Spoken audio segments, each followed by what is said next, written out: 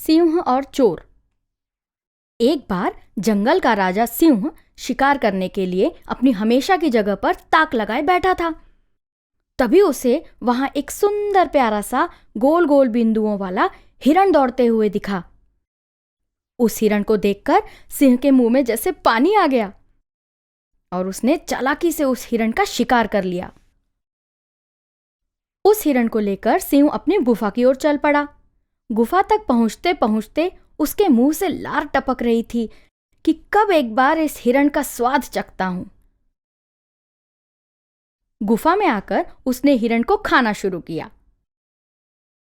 फिर सिंह ने खाते खाते सोचा कि ये लजीज खाना अगर मैंने एक बार में ही खा लिया तो फिर नहीं मिलने वाला। उसकी बजाय अगर वो धीरे धीरे खाया जाए तो कैसा रहेगा। फिर उसने हिरण का दिल बाहर निकाला और गुफा में ही कहीं छुपाकर रख दिया और खुशी खुशी बाहर निकल गया। दूसरे दिन सुबह अपने रोज के काम निपटाकर सिंह को जब भूख लगे तब वो गुफा में आया। देखा तो क्या, कल जहां लजीज खाना छुपाया था, मतलब हिरण का दिल, वो अब वहां नहीं था, वो तो गायब हो गया था। सिंह को समझ में ही नहीं आया कि बेजान दिल को भागना थोड़े ही आता है। मतलब जरूर किसी ने वो चुरा कर खाया होगा। चोरी? चोरी? और वो भी जंगल के राजा के घर में? सिंह को ऐसा गुस्सा आया कि उसने अपनी सिंह गर्जना से पूरे जंगल को हिलाकर रख दिया।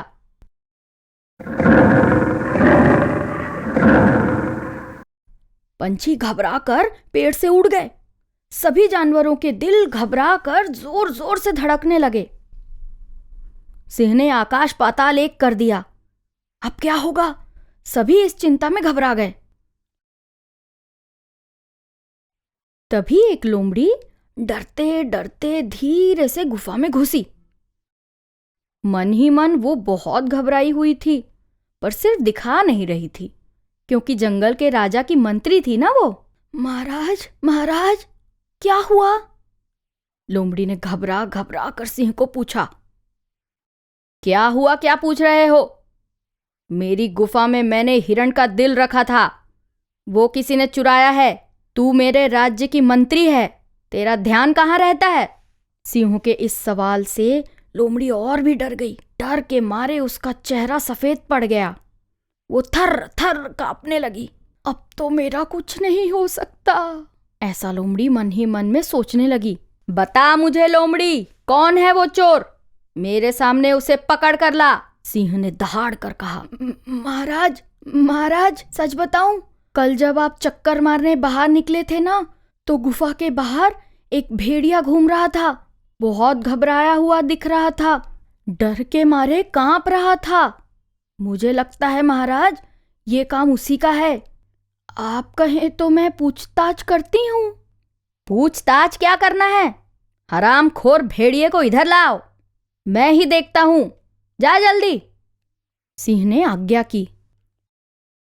लोमड़ी अपनी जान बचाकर बाहर आई और जंगल से भेड़िए को खोजकर सिंह के सामने लाई। भेड़िए को देखते ही सिंह उस पर भड़क उठा। हरामखोर, मेरी गुफा में चोरी करता है? रुक, बताता हूं तुझे। महाराज, महाराज, जंगल की देवी की कसम, मैंने चोरी नहीं की। मैं सच बोल रहा हूं महाराज, चोर आपके सामने है। भेड़िया लोमड़ी की ओर देखते हुए बोला। भेड़िए, सच सच बता, नहीं तो याद रखना। महाराज, महाराज, इस लोमड़ी को मैंने आपकी गुफा में से डकार लेते हुए बाहर आते देखा था। भेड़िए ने झट से जवाब दिया। नहीं नहीं महाराज, इसी ने चोरी की है। नहीं नहीं महाराज, ये लोमड़ी ही चोर है। दोनों ही एक दूसरे का नाम ले रहे थे, इसलिए सिंह और भी ज्यादा गुस्सा हो गया। उसने उन दोनों के कान पकड़े और कहा, तुम दोनों ऐसे नहीं मानोगे। जंगल की देवी के सामने खड़े रहो और उसकी कसम खाकर सच बोलो। चलो। वो तीनों ही जंगल की देवी के पास जाने के लिए निकले। पर यह क्या, साक्षात जंगल की देवी ही उनके सामने प्रकट हो गई।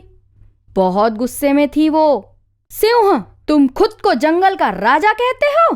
कैसा राज्य है ये तेरा? और तू कैसा रे राजा? पर क्या हुआ देवी? किसने तकलीफ दी तुम्हें? सिंह विनम्रता से जंगल की देवी को बोला। अरे अरे, मेरी एक बहुत प्यारी सी डाल पर फूल आए थे और उनमें से एक फूल किसी ने चुरा लिया। तो सबसे पहले उस चोर को खोजो, उसके बिना मुझे मुंह मत दिखाओ। जंगल की देवी गुस्से गुस्से में ही निकल गई।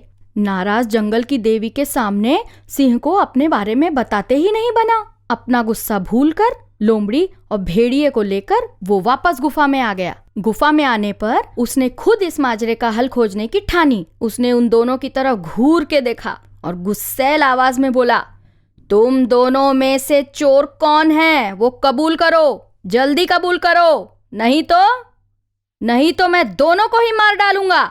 सचमुच का अपराधी तो मरेगा ही और निरपराधी भी मारा जाएगा। सूखे के साथ गीला भी जल जाएगा।